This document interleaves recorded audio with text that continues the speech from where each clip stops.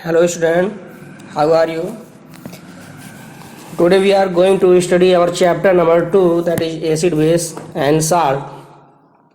In this chapter you have learned in your previous classes that the sour and bitter taste of food are due to acid and base respectively present in them.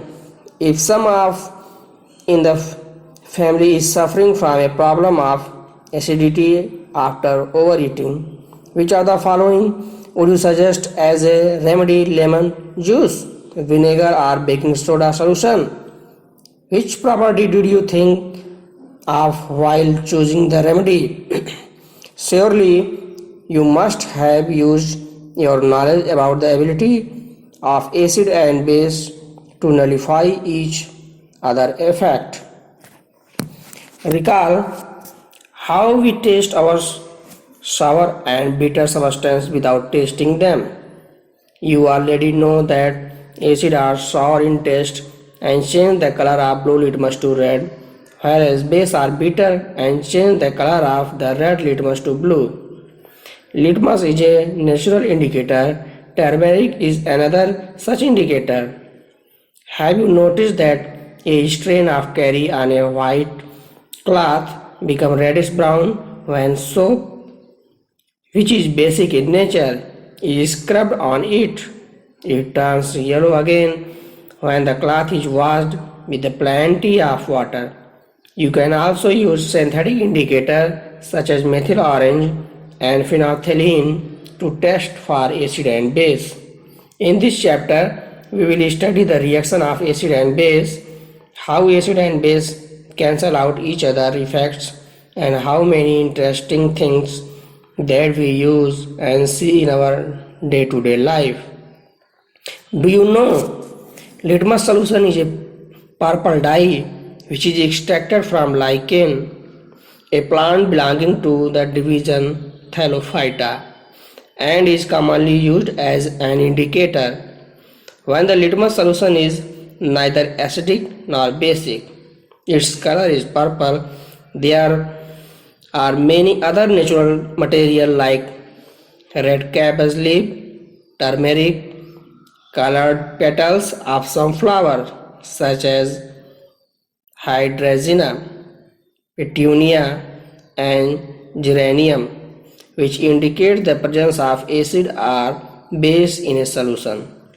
These are called acid-base indicator or sometimes simply indicators.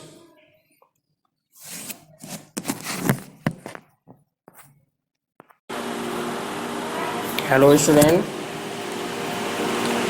now we will study the next topic, understanding the chemical property of acid and base.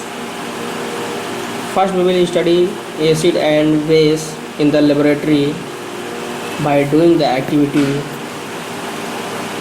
In this way, first collect the following sample from the science laboratory: hydrochloric acid, sulfuric acid, nitric acid, acetic acid, sodium hydroxide, calcium hydroxide, potassium hydroxide, magnesium hydroxide and ammonium hydroxide. Put a drop of each of the above solution on a watch glass and test with a drop of the following indicator as shown in the table. What changes in color did you observe with red litmus, blue litmus, phenolphthalein and methyl orange solution for each of the following? Tabulate your observation in table 2.1. These indicators tell us whether a substance is acidic or basic by change in color. These are some substances whose order changes in acid or basic media. These are called olfactory indicators. Let us try out some of these indicators in activity 2.2. In this activity, take some finely chopped onion in a plastic bag along with some strips of clean cloth. Tie up the bag tightly and leave overnight in the fridge. The cloth strip can now be used to test for acid and base. Take two of these cloth strips and check their odor. Keep them on a clean surface and put a few drops of dilute hydrochloric acid solution on one strip and a few drops of dilute NaOH solution on the other. Rinse both cloth strip with water and again check their odor. Note your observation. Now take some dilute vanilla essence and clove oil and check their odor. Take some dilute HCl solution in one test tube and dilute NaOH solution in another. Add a few drops of dilute vanilla essence to both test tube and shake well. Check the odor once again and record changes in odor if any. Similarly, test the change in the odor of clove oil with dilute HCl and dilute NaOH solution and record your observation. Which of these vanilla, onion and clove can be used as olfactory indicator on the basis of your observation? Let us do some more activity to understand the chemical property of acid and base.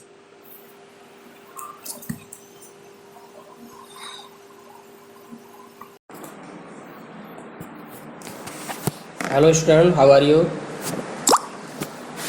Today we will study that how do acid and base react with metal. In this way we will study by doing the activity. In this activity needs the teacher's assistance. Set the apparatus as shown in figure 2.1. Take about 5 ml of dilute sulfuric acid in a test tube and add a few pieces of zinc granule to it. What do you observe on the surface of zinc granule? Pass the gas being evolved through the soap solution. Why are bubbles formed in the soap solution? Take a burning candle near a gas-filled bubble. What do you observe? Repeat this activity with some more acid like HCl, HNO3 and CH3COOH. Are the observations in all the cases are same or different?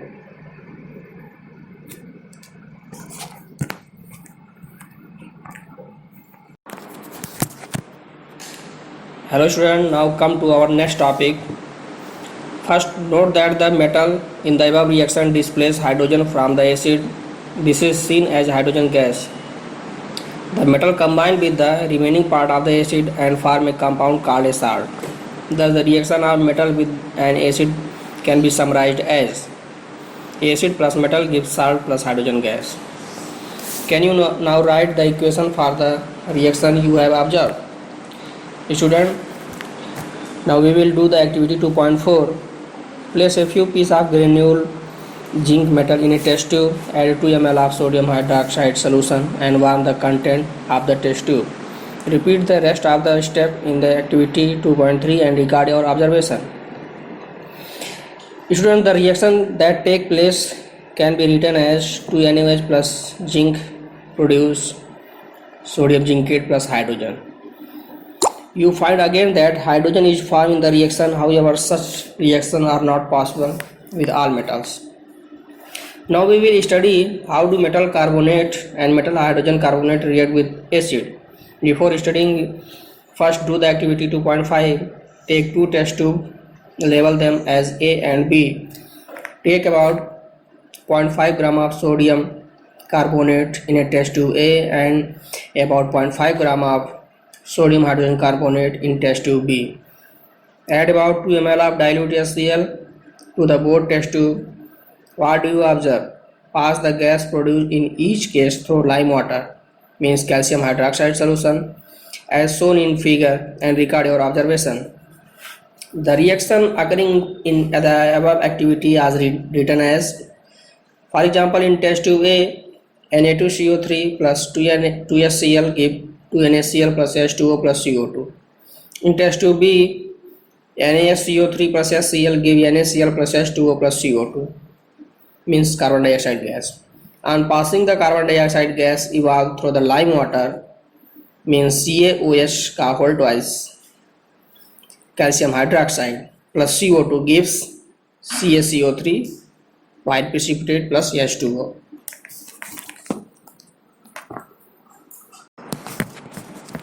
Hello student. On passing excess carbon dioxide, the following reaction take place. For example, CaCO3 combined with water plus carbon dioxide give calcium bicarbonate. Lime, stone, chalk and marble are different form of calcium carbonate. All metal carbonate and hydrogen carbonate react with acid to give a corresponding salt, carbon dioxide and water. Thus the reaction can be summarized as metal carbonate or metal hydrogen carbonate plus acid gives salt plus carbon dioxide plus water. Student, now we will study how do acid and base react with each other. Before studying, we will do the activity 2.6. Take about 2 ml of dilute NaOH solution in a test tube and add 2 drops of phenolphthalein solution. What is the color of the solution? Add dilute HCl solution to the above solution drop by drop. Is there any change in color for the reaction mixture? Why did the color of phenolphthalein change after the addition of an acid? Now add a few drops of NaOH to the above mixture. Does the pink color of the phenolphthalein reappear? Why do you think this has happened? In the above activity, we have observed that the effect of a base is nullified by an acid and vice versa. The reaction taking place is written as NaOH plus HCl give NaCl plus H2O. The reaction between an acid and a base to give a salt and water is known as neutralization reaction. In general, a neutralization reaction can be written as acid plus base always gives salt plus water. Now we will study about the reaction of metallic oxide with acid by doing an activity 2.7. Take a small amount of copper oxide in a beaker and add dilute hydrochloric acid slowly while stirring.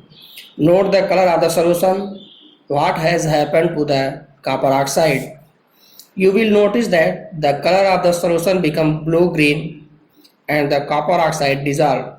The blue-green color of the solution is due to the formation of copper chloride in the reaction. The general reaction between a metal oxide and an acid can be written as metal oxide combined with acid and always give salt plus water. Hello student, how are you? Student, now write and balance the equation for the above reaction. Since metallic oxide reacts with acid to give salt and water, similar to the reaction of a base with an acid, metallic oxide are said to be basic oxide. Now we will study reaction of a non-metallic oxide with the base. You saw the reaction between carbon dioxide and calcium hydroxide, means lime water, in activity 2.5. Calcium hydroxide, which is a base, reacts with carbon dioxide to produce a salt and water. Since this is similar to the reaction between a base and an acid, we can conclude that non-metallic oxide are acidic in nature. Now on the basis of above study, there is some question for you. Question number 1. Why should curd and sour substance not be kept in brass and copper vessels? Question number 2. Which gas is usually liberated when an acid reacts with a metal? Illustrate with an example. How will you test for the presence of this gas? Question number 3.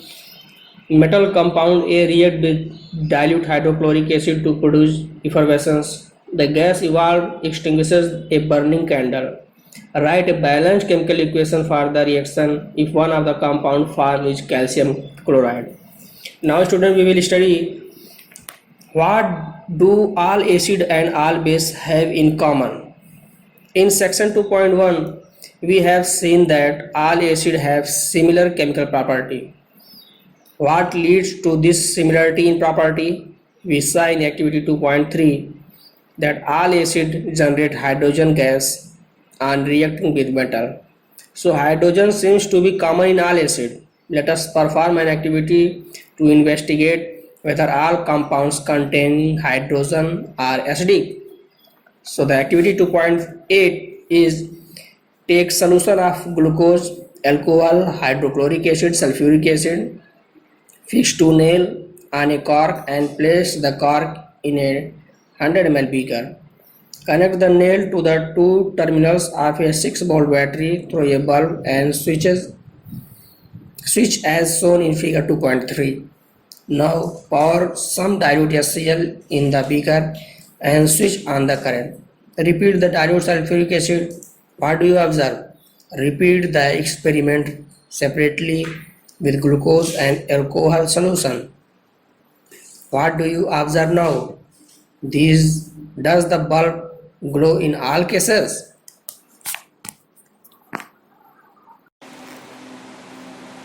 Hello student, how are you? Student, the bulb will start glowing in the case of acid as shown in figure 2.3, but you will observe that glucose and alcohol solution do not conduct electricity. Glowing of the bulb indicates that there is flow of electric current through the solution. The electric current is carried through the solution by ions. Since the cation present in acid is H+, this suggests that acid produces hydrogen ion in the solution, which are responsible for their acidic property. Repeat the same activity using alkalis such as sodium hydroxide, calcium hydroxide, etc. What can you conclude from the results of this activity? Now we will study what happens to an acid or a base in a water solution. Do acid produce ions only in aqueous solution? Let us test this. Before studying this, student, we will do the activity 2.9. Take about 1 gram solid NaCl in a clean and dry test tube and set up the apparatus as shown in figure 2.4. Add some concentrated sulfuric acid to the test tube. What do you observe? Is there a gas coming out of the delivery tube? Test the gas evolved successfully with the dry and wet blue litmus paper. In which case does the litmus paper change color? On the basis of your activity, what do you infer about the acidic character of dry HCl gas? HCl solution. Note the behavior. This experiment suggests that hydrogen ion in HCl are produced in the presence of water. The separation of H plus ion from HCl molecule cannot occur in the absence of water. It means HCl combined with water give hydronium ion plus chloride ion. Hydrogen ion cannot exist alone, but they exist after combining with water molecule. Thus hydrogen ion must always be shown as H plus aqueous or hydronium ion. H plus H2O give H3O plus means hydronium ion. We have seen that acid give hydronium ion means H3O plus or H plus ion in water. Let us see what happens when a base is dissolved in water. Means NaOH plus H2O gives Na plus OH minus. Hello student, in our next study, KOH dissolve in water and give K plus OH minus. Magnesium hydroxide dissolve in water and gives magnesium ion plus 2OH minus ion. Base generate hydroxide ion in water.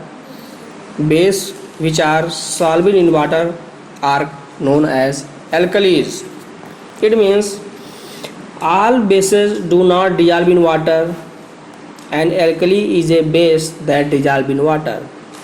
They are soapy to touch, bitter and corrosive. Never taste or touch them as they may cause harm. Which of the base in table 2.1 are alkalis? Now, as we have identified that all acids generate H plus ion and all base generate OH minus ion, we can view the neutralization reaction as following. Acid plus base gives salt and water. Example, HX plus MOH gives MX plus HOH. H plus OH minus give H2O. Let us see what is involved when water is mixed with an acid or a base.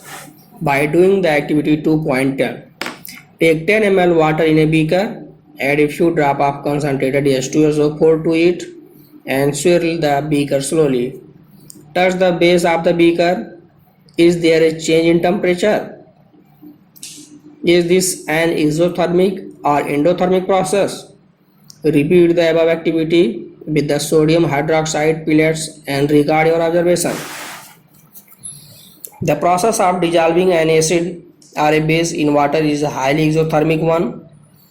Care must be taken while mixing concentrated nitric acid or sulfuric acid with water. The acid must always be added slowly to water with constant stirring. If water is added to a concentrated acid, the heat generated may cause the mixture to splash out the cause harm. The glass container may also break due to excessive local heating. Look out for the warning sign shown in figure 2.5 on the can of concentrated sulfuric acid and on the bottle of sodium hydroxide pellets. Mixing an acid or base with water results in decrease in the concentration of ions, means hydronium ion or hydroxide ion per unit volume. Such a process is called dilution and the acid or base is said to be diluted.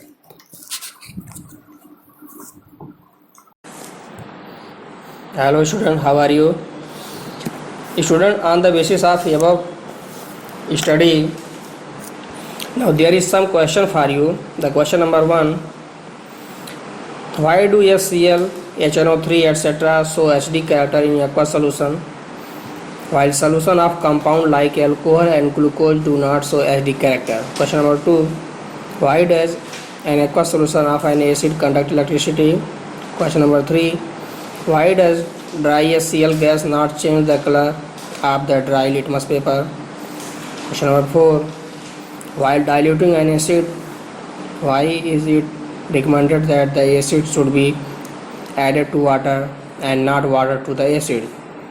Question number 5, how is the concentration of hydronium ion affect when a solution of an acid is diluted? Question number 6, how is the concentration of hydroxide ion affect when excess base is dissolved in a solution of sodium hydroxide? Now we will study how strong are acid or base solution.